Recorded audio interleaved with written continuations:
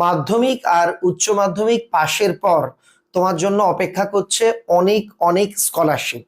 তোমরা চারিদিকে বিভিন্ন স্কলারশিপের নাম শুনবে, তার মধ্যে থেকে বেস্ট দুটো স্কলারশিপ যাতে আবেদন করলে তুমি টাকা পাবেই পাবে সে বিষয়ে তথ্য জানাবো।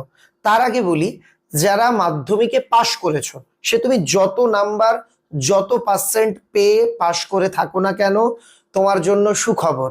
তুমি ক্লাস 11-এ ভর্তি হলে কিংবা তুমি ভোকেশনাল কোর্সের ক্লাস 11-এ ভর্তি হলে, তুমি যাতেই ভর্তি হও না কেন, তোমাকে পশ্চিমবঙ্গ সরকারের শিক্ষা দপ্তরের তরফ থেকে 10,000 টাকা দেওয়া হবে। কেন? ট্যাব কেনবার জন্য বা স্মার্টফোন কেনবার জন্য। আমাদের রাজ্যে একটি প্রকল্প চালু আছে যার নাম তরুণের স্বপ্ন। আগে এই প্রকল্পে উচ্চ মাধ্যমিক পরীক্ষার আগে আগে টাকা দেওয়া হতো। তো সবাই অনেক বিতর্ক উঠতো যে এখন হঠাৎ করে পরীক্ষার আগে